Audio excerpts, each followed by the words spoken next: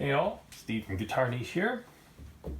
Well, on the bench we have a Ibanez RG470AHM, relatively recent vintage. And as you can see, it's a locking system. So I'm gonna do a complete setup on this and concentrate on certain aspects, do's, don'ts, what to look for. So here's our trem system. It is, you know, Ibanez's version of a Floyd Rose. Pretty standard fare, you know, all your typical adjusters and stuff like that. And we'll see how that goes. Typically, I like to start with looking at what's going on the headstock. Until I get the strings on it, I'm not going to know how this is really going to work, but I want to inspect it beforehand so that I know everything here is in good nick. Okay, because there can be surprises here, you know, like sometimes you get what I call shim hives, like stacked levels of shims and stuff like that. And at the end of the day, we're going to have a set of some 9-42s, okay, Ernie balls, okay.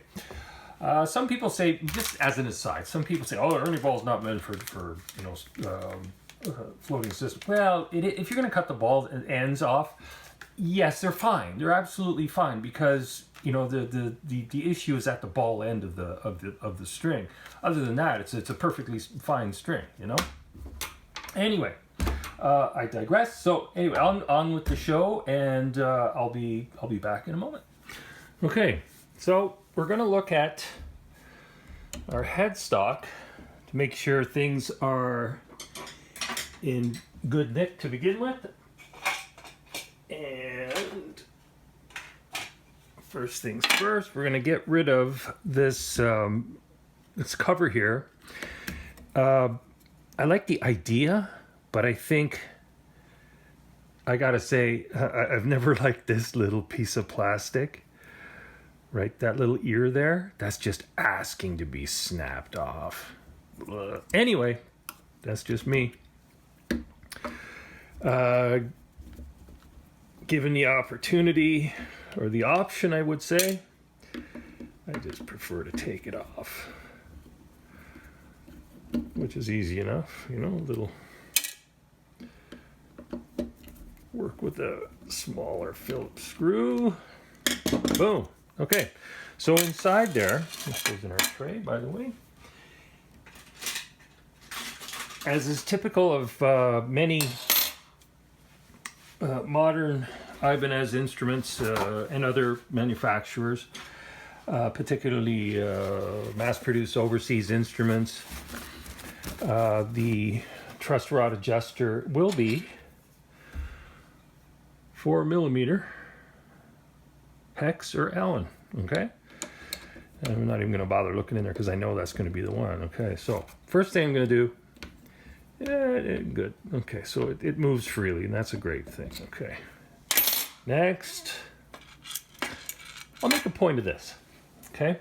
I'm going to go through the headstock, or the keys here, the tuners, and right away I notice like these are loose.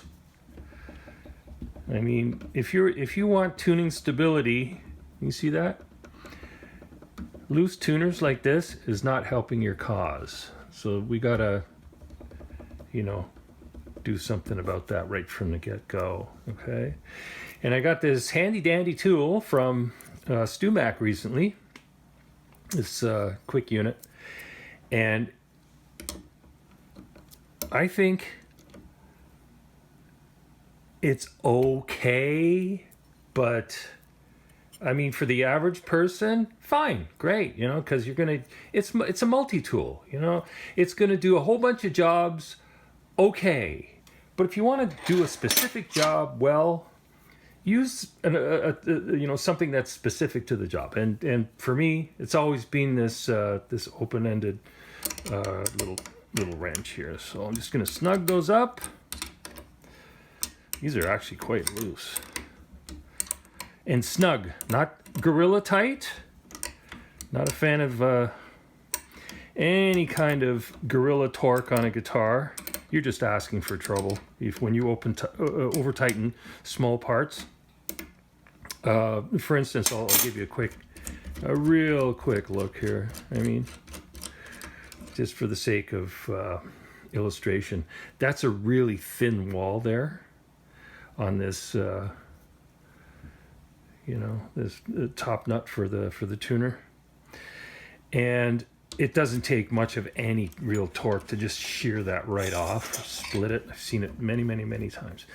Just nice and snug, okay? The other thing is, doing that will allow for a little bit of change through seasonal changes. If you're in a climate that goes through, winters and summers, and in terms of hot and cold, and humidity, etc., etc.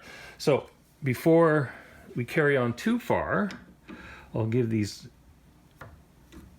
little screws on the end here. Sorry, I'm working around the camera, so this is a little wonky. Same thing, I'm just going to snug these up. Just give them a little torque to make sure that they're not loose and the tuners don't feel sloppy. Okay, and finally, I'm going to flip this over and here, I'll have you look. You see these little screws here? If you have to turn or tighten up the bushings on the other side, chances are you're going to have to do the same with the screws on the back end here, or at least check them. These are not too bad, but it's good practice just to make sure everything's battened down properly. Okay, that was actually pretty good. Okay, and once again, with those small screws in the back, be gentle with them, because the last thing you want to see is snapped off. Okay, now you're looking at a mini hole saw to repair. So let's avoid that. Okay, on to the nut. Okay, so we are going to take off these pressure pads. They don't necessarily have to go in any particular order, especially if they're new, because they have not been, there's no deterioration on them or anything like that. So once they do start to wear, just as a matter of tutorial knowledge, see, this has been used a little bit, and you'll see wear marks or pressure marks on the underside of these pads. And in practice, depending on the quality of these, they can grab, or they can kind of grab, and we want them to grab.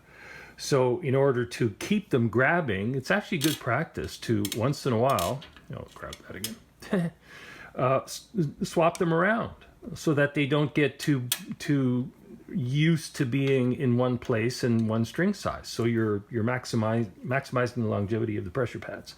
Okay, so what we're going to do here is we're going to, again, make sure that these anchoring screws are well torqued down.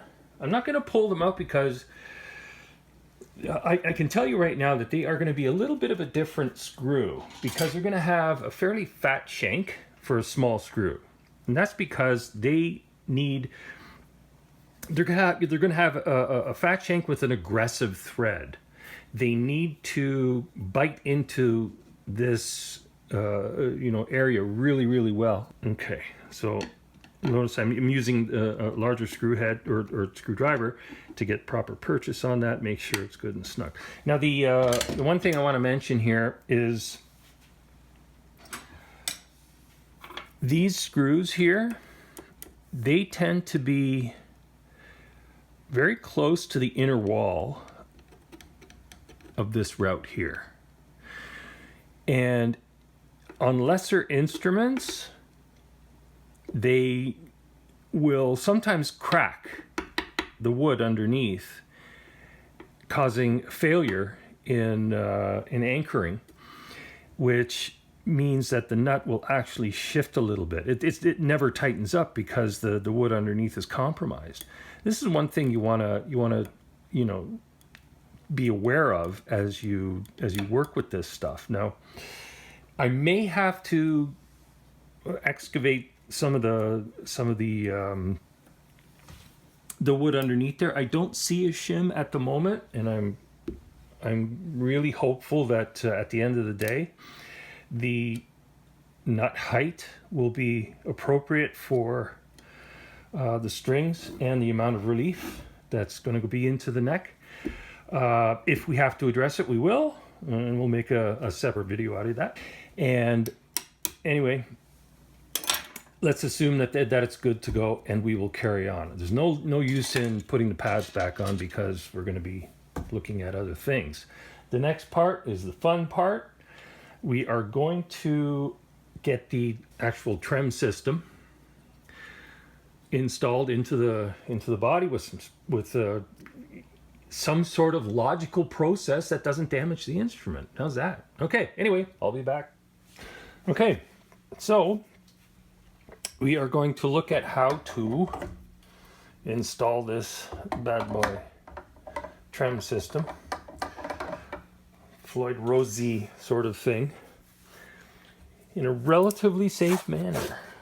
I mean, relative.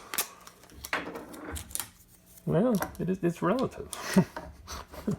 Anyway, so here's just a plain old-fashioned tongue depressor. You can get them at any crafty store, you know, and they're like a dime a dozen. So all I'm doing is just setting that so that the tailpiece doesn't fall into the body, cause any undue damage. It looks like the posts are set kind of nominally, so they're not too high, too low. I will wind up setting them as is allowed or when it seems appropriate. And in the back here, I'm going to see if I can do this manually. Okay, hang on a second. Get that. There we go. Okay. All I'm going to do is just try to get one spring. There we go. Situated. I have a special, or my preferred technique for managing springs and stuff like that. But whenever possible, to do it by hand, you know, it's just better control and stuff. So at this point, I'm just going to see that that's seated. That's great. That is super duper. Okay, so on with the business of string business, which is installing the strings. So I'll make a point of some of the little details that go into these processes as I'm sort of gathering my tools here. Okay. Some of this may seem obvious to anyone who has done this before, but if you haven't, this is for you, okay? So using my appropriate set of strings and just a pair of side cutters, I'm going to cut off about an inch and a half or so, maybe 3 centimeters of string, well past the winding at the end here. So that's it. That's gone bye-bye. The reason you want to do that is you don't want any remnants of the winding or its effects on the end of the string to impact how the string sits in the carriage block. Okay. And as I go through this, I will probably speed it up or edit it.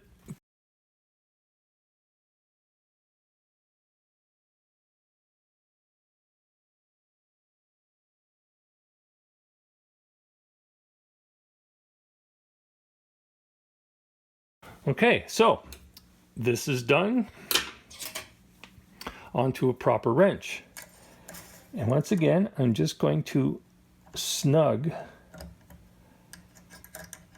up these ends. I got to work around the camera here so I don't see things as well as I could sometimes.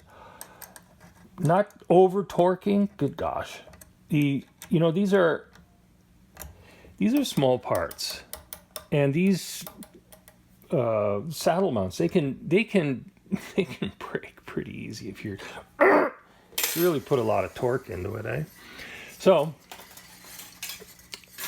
now, before I carry on here, snugged up, because applying too much pressure at this point is counterproductive, because by the time the string gets up to pitch, it's going to change how this is sitting, and things stretch and things move and stuff. And by the time things get into or the vicinity of being virtually done, you want to go back and give those a final crank, lock them in. Okay, so to get started, I'm just going to give that a little push. Okay, that just takes out the roll, and I'm just going to do the one string for now. Get some float on that. Right away, okay, I can see that you can probably notice that these posts here are set into the body. I can tell just by how low the string is here. So anticipating some adjustment, I'm going to do the outside string and see where we wind up on the treble side. Pretty much the same thing, so it's pretty tight. I can see that the bridge itself is, it's not flush with the body like it should be. So being that there's very, very little pressure on these posts, I'm gonna draw them up. I'm getting some air under the low E. I've got some air under the high E, not too little, not too much. You can see the bridge is looking fairly flush here. I'm going to come up a little more on the bass side. And treble side, it's looking pretty good. You know, as long as we're in the ballpark, we don't want to be too high, we don't want to be too low. Do a little housekeeping here. Super duper. Okay. So at this point, the rest of it is installing the remaining strings. Okay. So we have all our strings on, and they're quite loose because we don't want to put any undue pressure on anything at this point. Okay. The next step is installing the remaining springs. There's a kind of a back and forth thing here, which is very hard to say capture properly, which is, I also pay attention to the nut at the other end, and normally I would, make a quick assessment and maybe do some work before I get to this point, but because we're here already we're capturing it, I'm going to modify the process a little bit. Okay, so here's my preferred tool here. It's because we're in the danger zone. It's just a Robertson or any kind of handled tool that has a lip on the end that you can control the loop on the spring. Otherwise, if you try to use pliers or something like that, like you're grabbing at it and scratch. Okay, that's not fun. Okay, want to avoid damage. All right. So I'm going to assume that this plate is close to where it will wind up. By the way, while we're here, let's have a look at the electronics. Nicely cabled. I will check them, of course, for correct operation. Okay. Maybe in a moment. Okay, so I got all the three springs in there. So we're controlling the pressure on the bridge itself, so it doesn't fly into the body, cause damage of any kind. And this is very important when you have some, say, top-mounted units that have, you know, the body, there is no relief, let's say, there or no recess. A trem system that, or floating system that has the capability of going way back, it will damage, of course, will damage the top. And some of the routes are light, like they're not very deep, etc. So we're trying to keep things organized and as safe as possible. Now I'm quickly going to see, that was my A, where we wind up.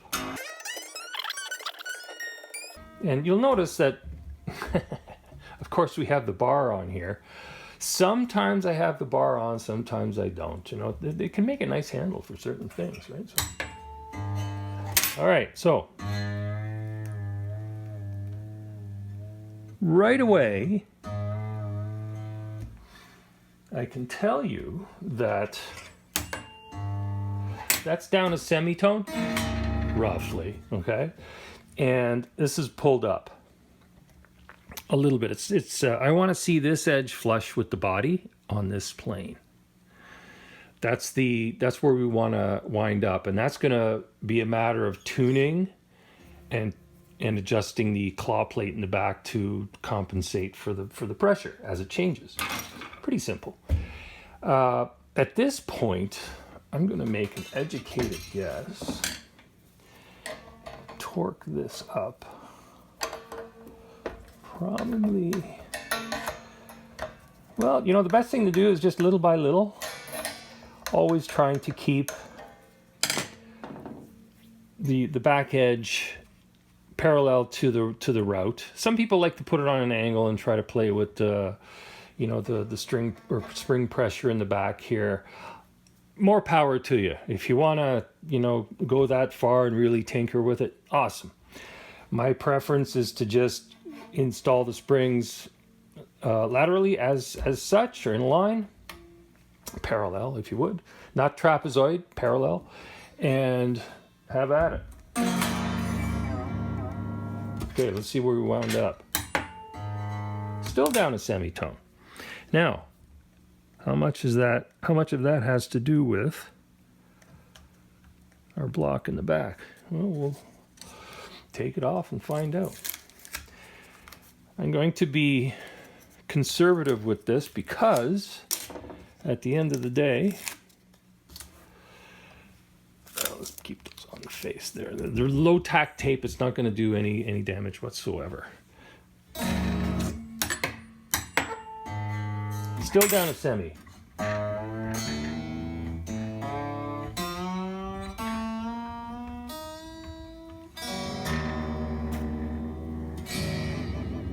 Okay, so it's starting to creep up a little bit. It's coming up this way. And I know it's still going to be too low. So I'm going to crank the claw plate again. These screws are turning really, really nicely. Better made instruments. They're milled and machined very, very well. Good practice is to lubricate the screws, put on wax or something, which helps them, you know, move through the wood instead of binding its flow or flowing, you might say. Anyway, let's see. Very close. And how is our angle? If you can see that, it's not looking too bad. Okay, so I'm going to give that another little torque. One thing we have not dealt with, though, is the string stretch. I'll get those out of the way. They just look kifey.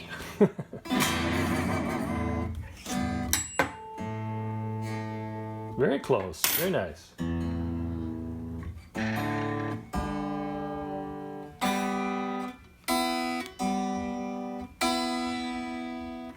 Now at this point, I'm going to say that the action is probably a tad high up here.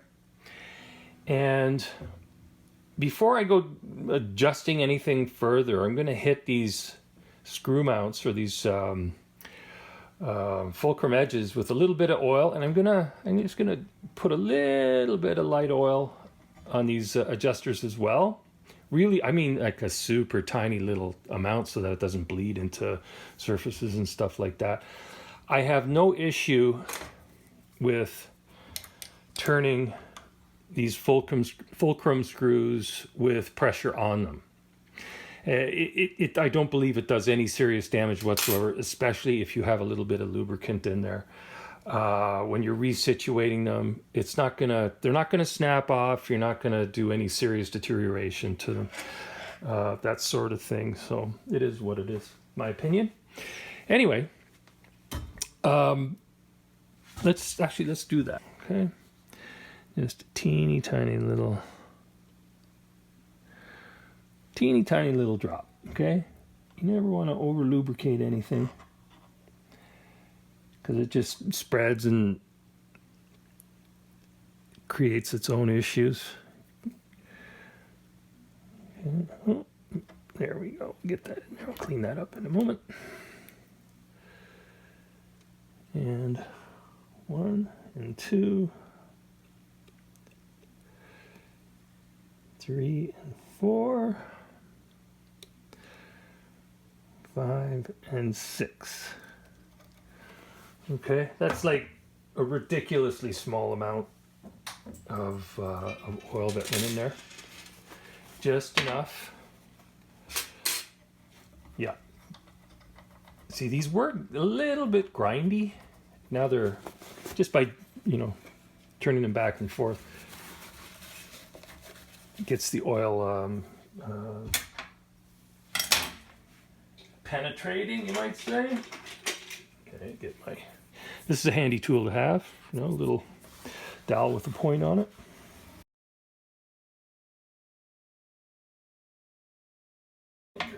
Anyway, that's that. Pretty easy job.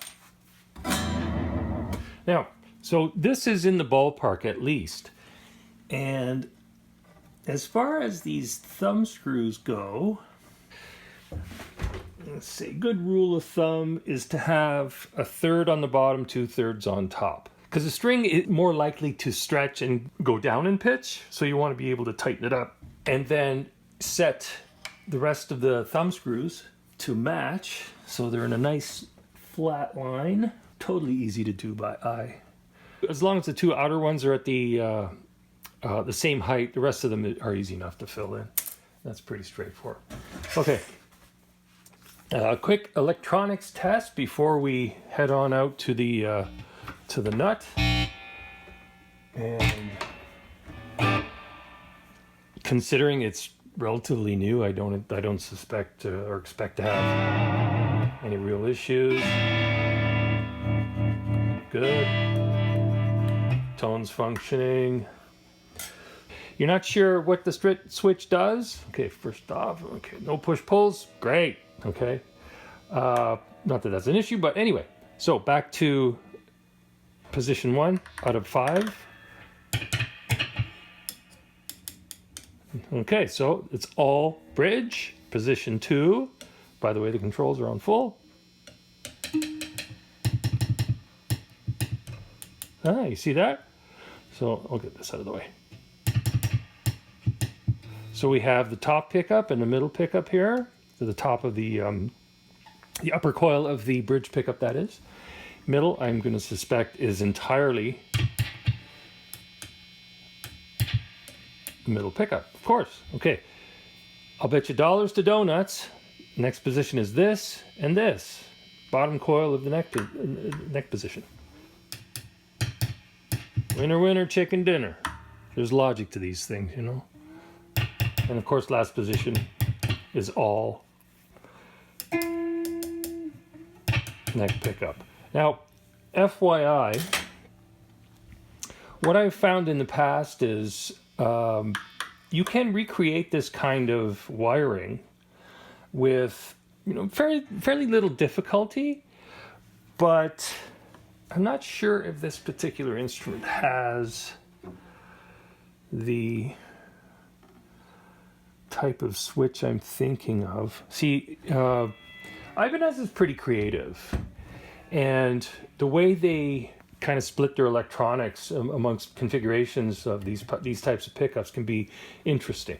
Long story short, if you buy like just a direct replacement off the shelf through Amazon or whatever supplier, it probably won't function exactly the same way as this does, because Ibanez likes to, they have custom parts, they have custom switches and stuff like that. I learned this the hard way. But anyway, it's not that you can't recreate the sounds, but you might have to go through some creative wiring to recreate the exact same performance. These days, it tends to be a little easier to achieve with parts and stuff like that. I've said enough. Everything's working like it should. Now we're going to turn our attention to the nut and see what's going on up there. All right, and I'm going to look at the amount of relief in the neck at the same time, because that will greatly influence how the nut is, where its final resting place is going to be. Okay, back in a sec. Okay, so we're going to look at the nut. And my first impression is not happy.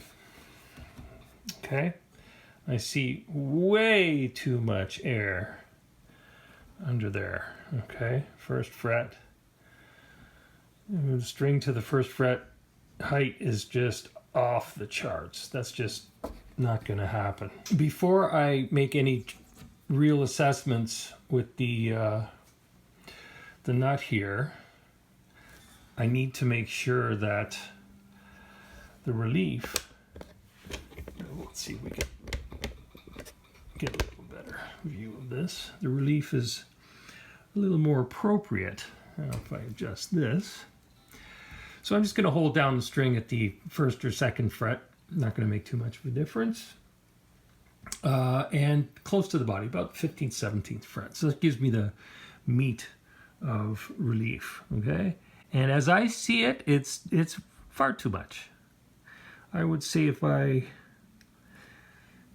were to put a measurement to that, that's got to be pushing 20 thou around here, maybe a little less, okay? But here's the trick. I'm going to take my 4mm adjuster here, and I'm going to straighten the neck so that it is nearly dead straight. Not totally dead straight, nearly dead straight. What that is going to do is give me a little bit of buffer room so that when proper relief is introduced, I know I have some material or some extra room to work with. Okay, it also gets the instrument more used to compression in the process. Okay, so, and I'm using the third string, as you can see, just as a median for making this assessment. I'm looking for a tiny gap of light underneath the third string between around the 7th to 9th fret area, which is the mid-span between where I'm pressing the string down. And I want to see like just the tiniest little gap of light underneath the string and the top of the fret. Okay, and that looks pretty good. I'm going to give that just a tiny little tweak, a little bit more, because at this point the neck is literally going to be over straight. Maybe a little more. Don't want to overdo it, you know. You know what? Because I'm not comfortable with the way this neck is reacting, I'm gonna do a little something here. Okay, so I'm gonna put this block mid-neck, and I'm just gonna push down on the headstock a little bit. Okay, just flex the neck a little bit. Not trying to snap the head or anything like that. All I'm trying to do is just make sure that there's no bound up hot spots or anything within the neck that are stopping it from, you know, moving around properly. Sometimes you adjust a truss rod, especially if it's been sitting for a long time, and you'll literally hear the neck go like that. That's pent up energy being released, and the neck can really change position or its contour pretty dramatically. Anyway, actually, it did exactly what I thought it would, okay, or intended it to do. So now I have very little to no real gap under here, so the neck is quite straight. While I'm here, I am going to take out my notched straight edge and make sure that there's no distortions in the neck. So that, see, that's flexing in the middle. That tells me that there's still a little bit of relief there, which is great. You know, at least it's not tipping. That's okay. And that's okay, which is awesome, because, for instance, if this side we're going knock, knock, knock, knock, knock, and this side was going swing, swing, swing, swing, swing, that would tell me that the bass side is humped and the treble side is dipped, which means it's a compromised neck. It's twisted, it's warped, it's got issues. And from there we go on to plan B, C, D, or F, which is F it. So, okay, what's going to happen here? Well, the interesting part here is that we know that this is too high. How are we going to deal with it? Okay, well, there's no simple solution, because I have to block out the back end again. We have to dump the strings, take the pressure off, in other words. The neck is going to flex accordingly. Keep that in mind. So we are going to... See? This is exactly what I was talking about. That is a fat shank specialized screw for exactly this purpose. You see that? Okay. These are not your average screws for trem nuts, you might say.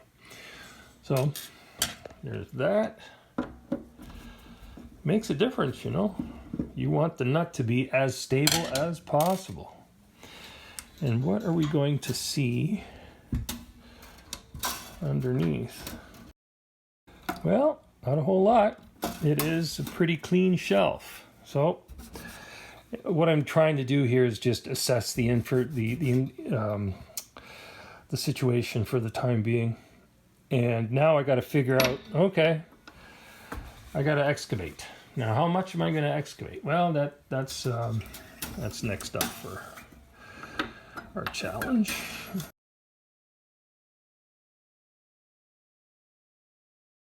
Ideally, it would be nice if there were just some shims underneath there, and, you know, take the nut off, take the shims out, see where the nut lies, or see how the strings, how high they're sitting, you know, what the action at the nut is, and, you know, make some adjustments that way. That would have been just awesome. But now we have to look at excavating some of the shelf here, which is going to be an entirely different project. It's normal, it happens, but it makes all the difference in the world in terms of how well this thing will feel to play and how well it will handle intonation. If you do not address this problem of the strings being too high at the nut, you will have intonation problems. And for some people that are extremely sensitive to pitch and intonation things, it will drive you absolutely mad. So this is something you got to take you know, special attention to, whatever. Okay, anyway, at this point I'm going to take a spring or two out of the back, because it's going to start to get ugly, and we'll be back. Okay, so this is the final result. The nut shelf has been excavated to get the strings down to where they should be, which is nice and low, but not too low. It might look like it's a little bit too close, but it's not, because the neck is still very, very, very straight. So once we introduce a little bit of relief, I'll simulate that with a little bit of pressure. You see that? Perfect. Okay, just pressing down just a tiny little bit, because it's all good. The truss rod is over straight at the moment. The neck is over straight at the moment. Once we introduce that extra relief, that's where we'll wind up. I'm just going to double check that these retaining screws are good and tight, which they are. And that, as they say, is that. At this point, I'm going to put the pressure pads in. So I go finger tight and then back off about 1/8 of a turn or so that they're not clamping. They might chatter a little bit, and they might not. But we don't want them putting any real pressure on the strings at this point. All I'm doing is just organizing loose parts, really. If they do chatter, I'll deal with it. I'll take them off. Simple as that. Okay, at least I know they're there, and we're one step closer to being done. Anyway, next step is to address the float of the bridge. Dial that in real nice, and zero in on our relief. See if we can pan around a little bit. Okay, so you'll notice that the retainer there, that is the tongue depressor, is still in place. I think it's safe to say that we are good to go here. I'm going to take this off. Okay. Never say never, because things happen and you want to keep this stuff handy, let's say, in case you need it again. Okay. That's just the way it goes sometimes. But we are one step closer to a fully set up floating system. Just it's a funny thing, but I'll explain this. Over the span of a scale length, even minute adjustments at the other end impact what's going on here. Okay? Here's another way to express how changes in degrees of movement can manifest in different ways. It's very common to put a shim under a neck, especially on telestrats and that sort of thing. Even though they're made to be adjustable, sometimes you still have to put a shim in there.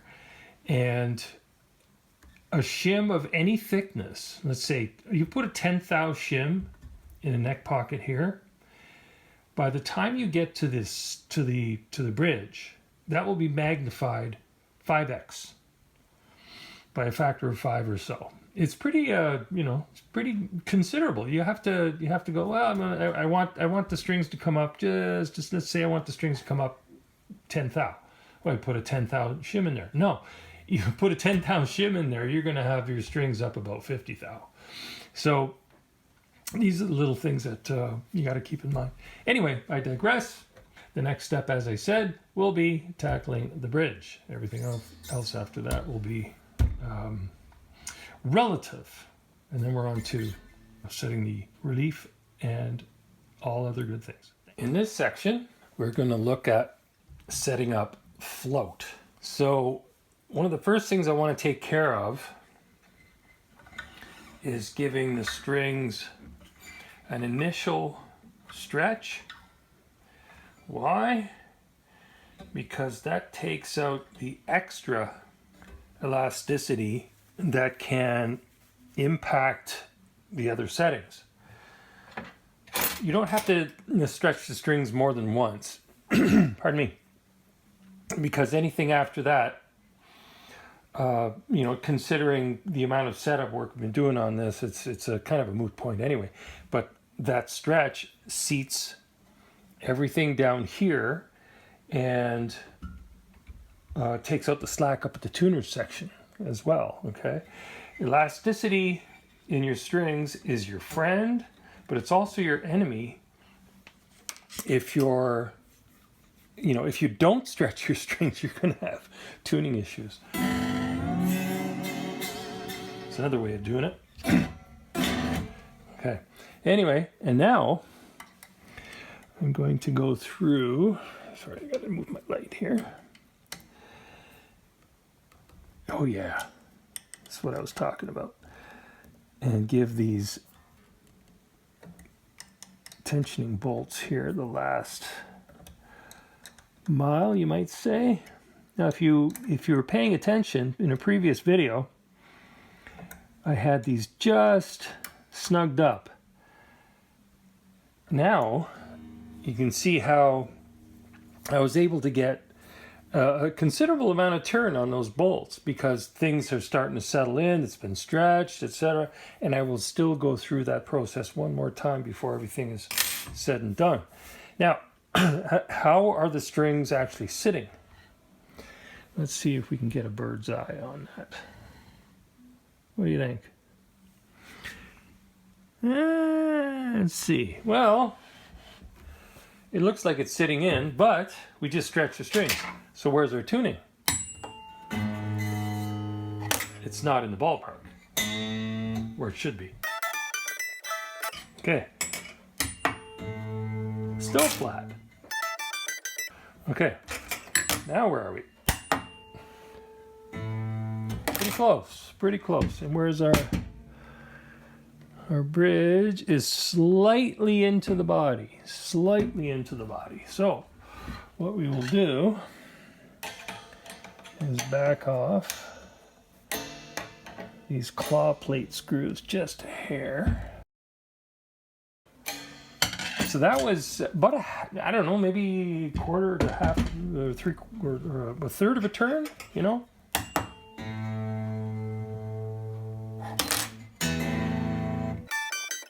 Okay, and where are we at now? Not too bad. It's got to lighten up just a little bit more.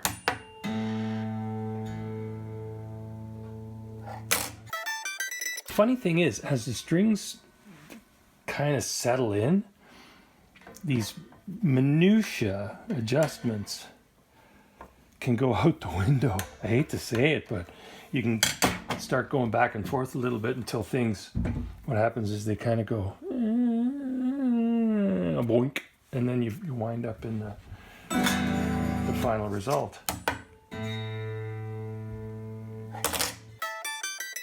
Okay, so where are we at now?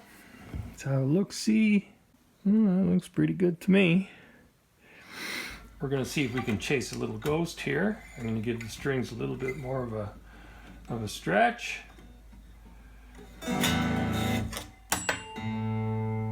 Beauty.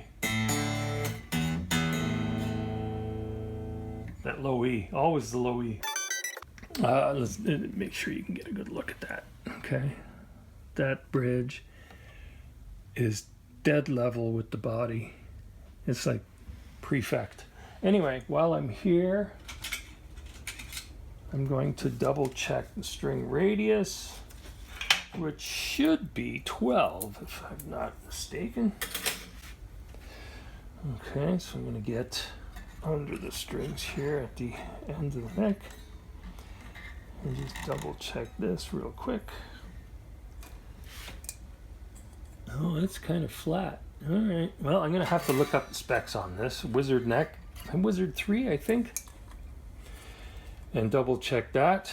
It looks more like a 14 or 16. I always operate under the assumption that most necks, I mean 12 inch radius is pretty nominal, you know. It's a good starting point if you don't know. Yeah, 16 is more like it. Yep. Okay, so let's, I will double check this with the specs on the instrument, but, oh, that's great. That's just fine.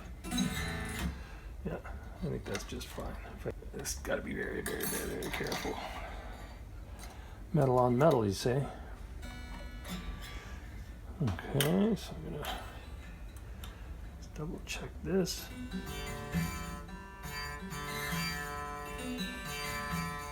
Just gently pulling up on that gauge. So the middle strings are pardon me, are actually ringing out, which is great because, I'll explain. Pardon me. The more curvature, the more air you can have through the middle. You can let your middle strings ride up a little bit because that will allow them a little bit more room to move as they vibrate. And I gotta say it this way. String diameter and tension are interesting things. Physics on guitar are interesting things. The G string is really excited. It likes to move a lot. If you can give it a little bit more air, that's a good thing. Same with the D, less so with the A, very much so with the low E, and least of all the high E, the B to some degrees. Kind of, I'm kind of here, I'm kind of there sort of things, kind of middle of the road. Anyway, that's a little nugget for you. These strings are like pretty well stretched out and they're settled. The elasticity is taken out. The strings will be stable from this point on until they degrade to a point where their intonation and their playability becomes a problem. But intonation still has to be set. And this right now is the perfect point to set intonation because there's still a little bit of a window in elasticity because the strings are fresh. They're fresh, they're unplayed. At this point, we have that little bit of wiggle room to look at intonation. All right, this is my preferred weapon, measuring tool, if you would. And I'm going to wind up doing this in a very unorthodox way in terms of how I would normally do it, but I think the end result will still be just fine. I'm going to turn this on. I'm going to put this on the bass or the neck pickup. Neck pickup tends to produce a signal that is a little bit more sympathetic to plug-in type tuners, let's say. And I'm going to register a D on the 5th string. Normally I would do this in a sitting position, but the end result should be just as fine, let's say. I'll cross-check it when I'm done. Close enough.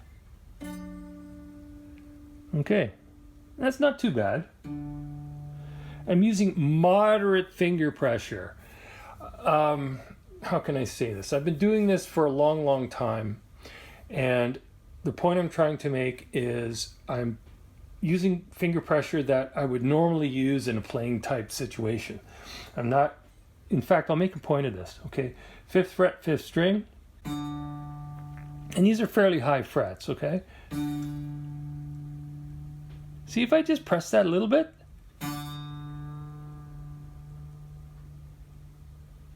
You see how I can get that to move? I mean, that's crazy.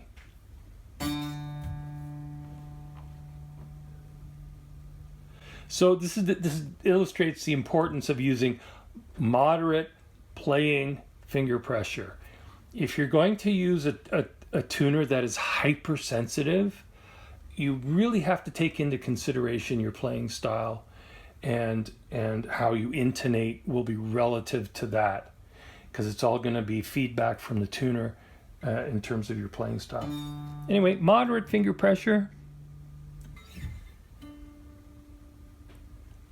I would say that's acceptable, which is great because then I don't have to unlock it and resituate it.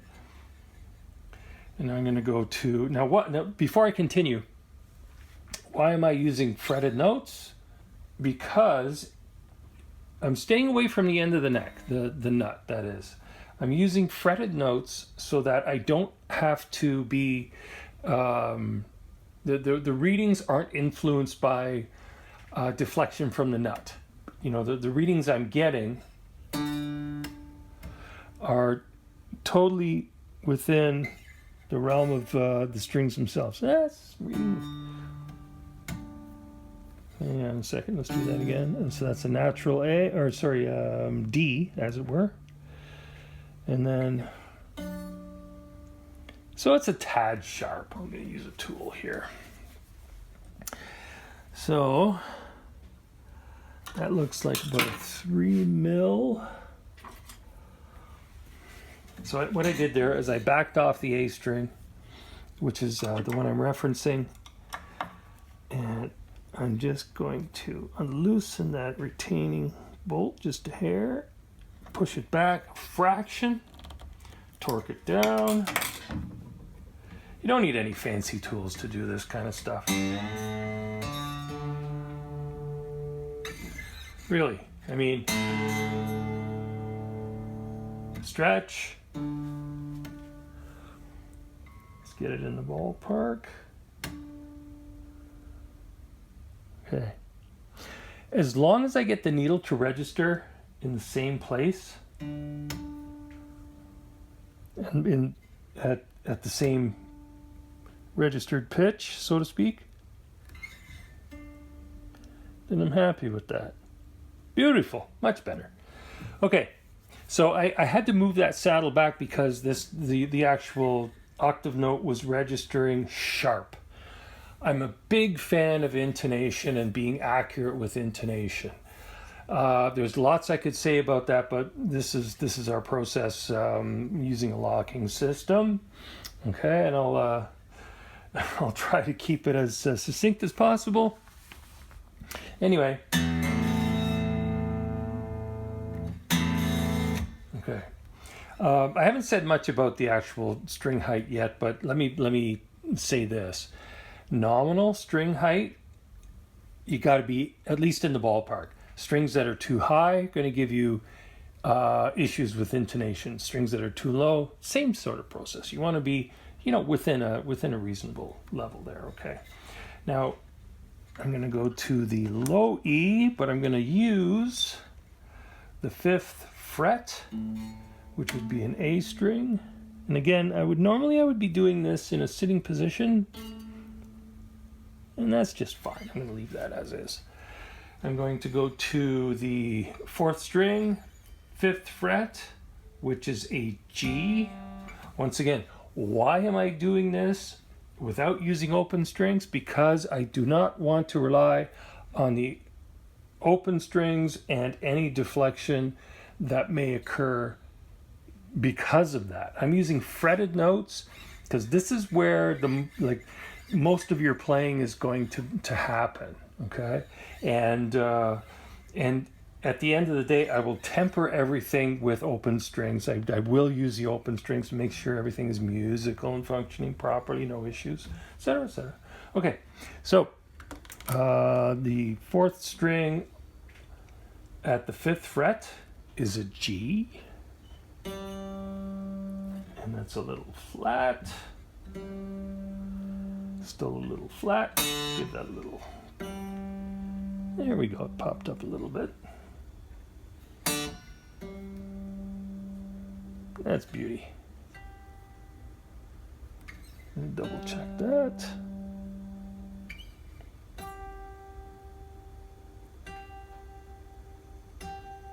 Oh, I don't know if you can hear that, but there's actually a warble there. That's interesting. That's probably from, it's either the pickups or the nature of the actual pitch and the instrument, resonance points and stuff like that. But overall, it's still registering well enough on my meter. Good. Super duper. The more I don't have to move these things around, the better. And here's our G string at the 4th fret, which is actually a B note. And that's quite low.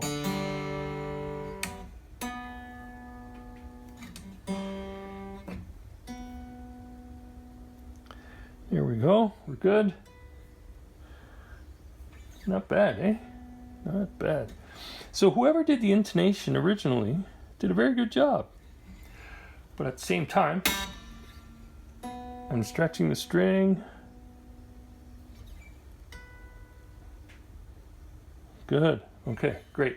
Now just for giggles, I'm going to cross-check an A on the same string. So that's the 2nd fret on the 3rd string, which is an A note.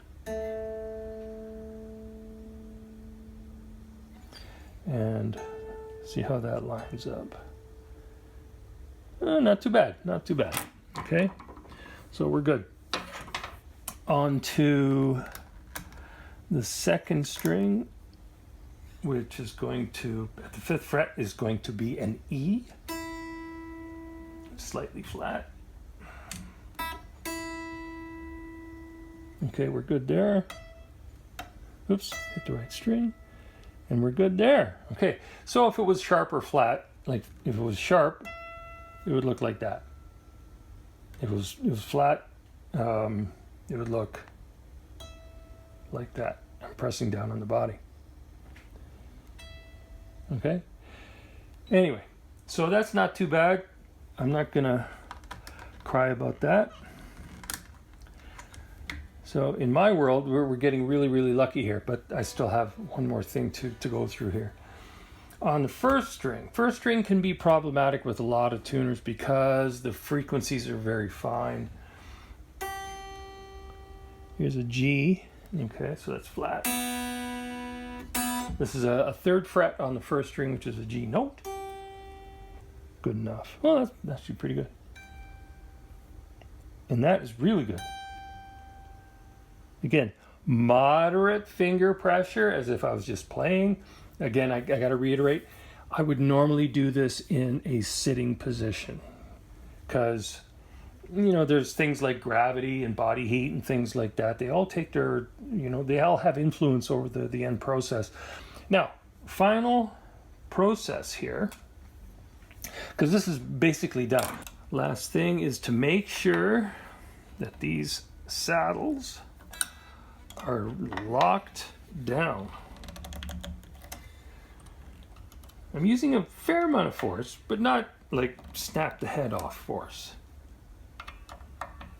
Not like Bruce Lee in Enter the Dragon, right? Or whatever. Okay, because if these retaining bolts here, if these intonation bolts are not torqued down appropriately, just through this kind of action, okay, so low pressure, high pressure, low pressure, high pressure, what's going to happen is this is going to loosen up, and the saddle is going to it's going to walk forward. And you'll see this a lot of times on some instruments where your intonation pattern, which should always be from the I, he, step back to the B, step back to the G, step forward to the D, step back to the A, step back to the E, okay, the low E. This 3-and-3 pattern is how it normally looks on an electric guitar. If we can get a better look at that, okay? Okay, so 3 and 3, step and step, okay? Take a look at your pattern there. If anything looks out of whack, that's because it's probably come loose and it's moved out of place and needs to be re-intonated and tightened up. Okay, anyway, so that is our intonation process. Okay, next step is I want to look at our pickup height to begin with. These pickups are pretty tight. Our strings are actually a bit low on the bass side, so I haven't set the actual string height yet. Okay, anyway, I'm going to address the relief and the string height and get those in their best zones, let's say, and carry on and hopefully get this thing finished up. Okay, thanks. What we need to assess is our optimal string height balancing with relief. So that's where we're at. Okay, so these are pretty light strings, 9 gauge. So a little bit of playing. It feels like super slick. I mean, a bit too much. Pardon me while I make some adjustments here. So, yeah, when I was specifying before, the neck is set up too straight. So the first thing I'm going to do is back off that truss rod a little bit. Here's a little worthwhile info for you, okay? A lot of people seem to be confused about which way to turn a truss rod. Well, you turn it to the right to tighten it, you turn it to the left to loosen it. Well, which way is right, which way is left depends on your perspective. And I'll make this really, really quick. You're typically going to be doing it either on a bench style thing or in your lap. And with a typical standard truss rod, be it a box end like a Gibson product or Fender or with the head adjustment, push it away, neck drops. Pull it towards you, neck comes up. If you can remember that, you're good to go. Simple as that. I'm going to leave it at that. Okay? Anyhow, so I just put a little bit more relief into the neck. And I see, this is from experience, so I gotta put it this way.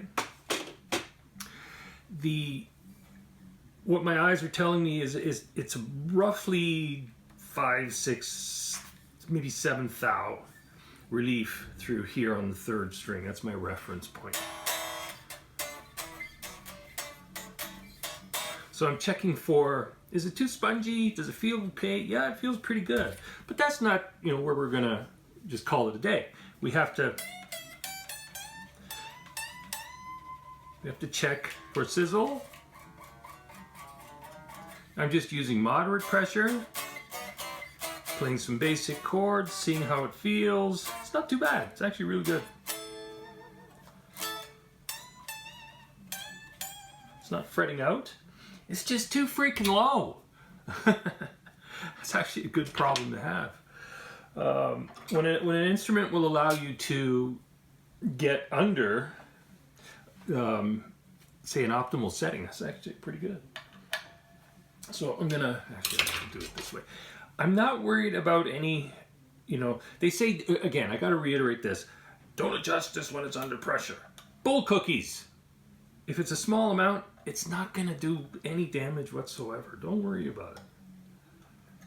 Don't worry about it. Okay, so I will come back to how I'm referencing this in a minute, but because I'm doing it very much by eye and by feel, but I'll give you some guidance on how to measure it, let's say. I don't believe in empirical measurements, absolutes for any instrument until you have it in your hands and you see what the instrument will allow you to get away with. It really comes down to that. And of course, you gotta, work with the player's style. What are they expecting? Are they a basher?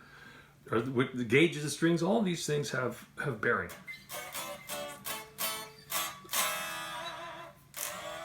And again, it's not locked. This is not locked up here. I'm just going for feel. And I'm not gonna, just for the sake of time, I'm not gonna stretch all the string, or do all the bends all the way up and down, because that's just, gonna eat up a lot of time unnecessarily. Bass side looks good. treble side looks great. I'm sorry. It's pretty cool when an instrument will just get, okay, what do you want to do? How low do you want to go? I mean, we fight with instruments so much, and this one is very, very, very accommodating. It's a pleasure to work with. They're not all like that, though. I'll say that. Okay, so relief feels great. String height is great. What I'm going to look at next is pickup height. And again, I will show you some tips on, you know, how to put these in the ballpark. I would say this, that generally speaking, the further into the body the pickups go, the clearer the output. But it also brings the volume down. So there's kind of a happy medium someplace. You're not going to wreck anything by you know, adjusting your pickups within reason. Okay, so as I look at this neck pickup where I'm starting, I'm holding it down close to the end of the neck here, not absolutely on the end. This is a playing position. You know, I might get up here and play a few odd notes, but I'm not going to spend any great deal of time at the very end of the neck. I mean, I'm keeping it very much in the real world. And I'm looking for about an 1/8 inch gap. 1/8 inch, what is that, 2.5 millimeters or so, something like that. And we had a problem with warbling previously, which might be gone once this is adjusted. And again, the bridge pickup, same thing. Middle pickup was the same thing. And that is that. Okay. So that's nominal. If it causes any issues, I make adjustments further. But for the time being, I'll do it this way. Okay. Where did the string height wind up? Let's do it this way. I've got some just American coinage here, and I'm going to use American coinage because it's, let's say it's just a standard, okay?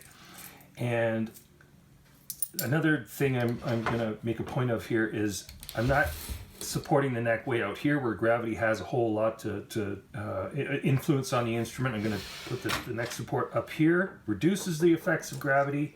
Normally I would do this in my lap, but I'm trying to make a point of something.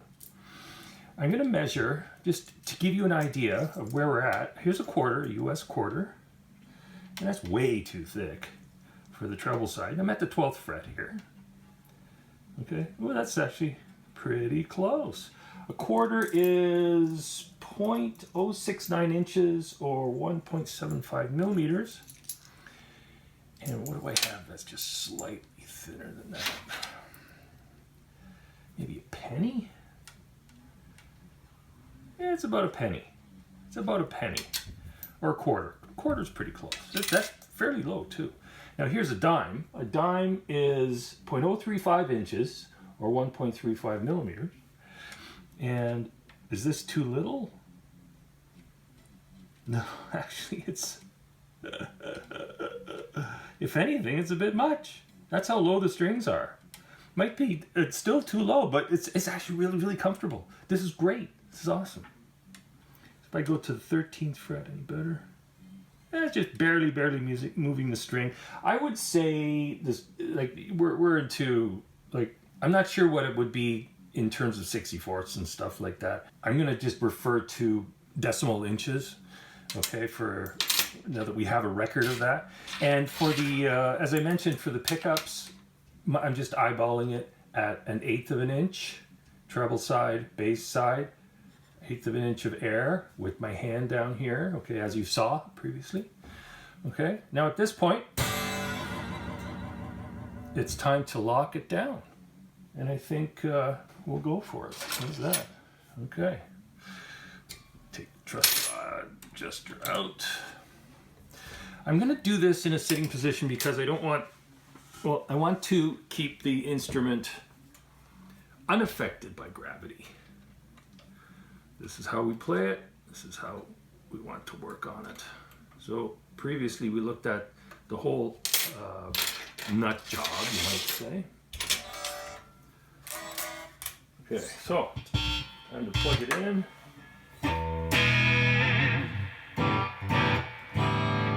Amp is got a little bit too much verb on it. Kind of on the edge of breakup, you might say. Now at this point, I'm going to just snug up those nut bolts, nut pads, and I'm going to go down here and just check that these strings are in fact locked in fairly well. I've got very, very, very little adjustment here. Like I said, you never want to guerrilla power these things, okay? Now here's a wonderful trick.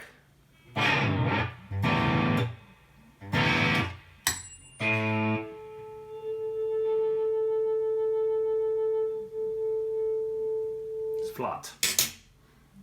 It's flat. Okay, so I am going to just tweak that in just a hair. Yes, you can do it when it's locked down. Just not too much. Otherwise, you got to unlock everything and reposition it.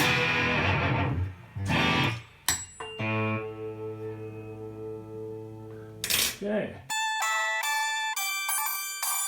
I'm going to wind up unlocking it and resetting it anyway.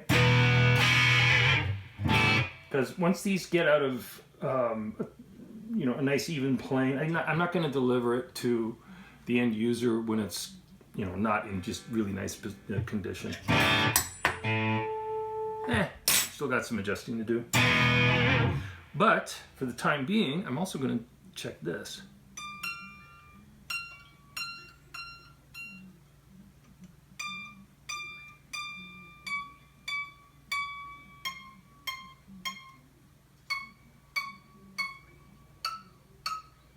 I'd say that nut's good and solid. See that? Strings turned to rubber. And the pitches don't change up there. That is golden.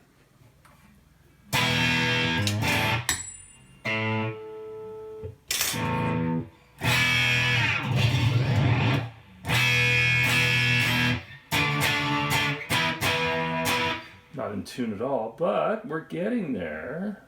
Okay. So this is the process. Good. Okay, so the bridge is sitting flush again. I don't mind seeing it a little bit, maybe a thou, a thou high on the back end because I'm going to block it later. But I'm setting it up for full float right now. So those treble strings were actually quite low. That's going to pull everything. It's not bad.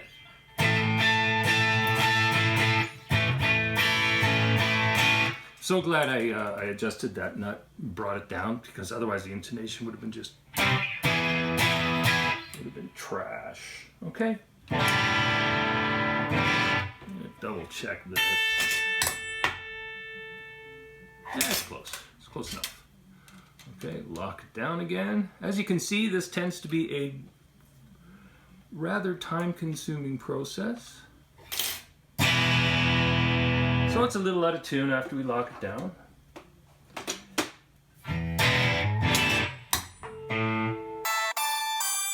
Not unusual for the strings to kind of go once you lock down the pressure pad. Yeah, good. Now, the real trick here is how much I can get crazy.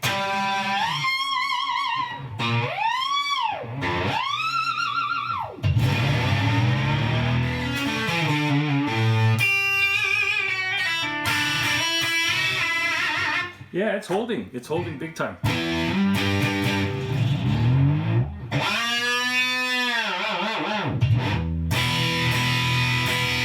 Not trying to play, I'm trying to test the stability of the instrument. Playing is, that's a whole different story. Yeah, it's not moving. That's all good. That's all good. Anyway, that's kind of that. This is a done deal for fully floating. This is, you know, a really nice guitar. Super Strat, as it were. And pickups are pretty interesting. A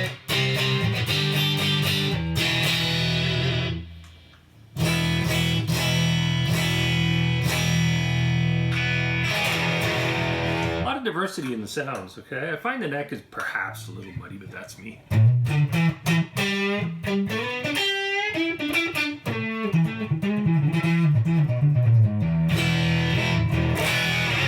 It stays in tune like great.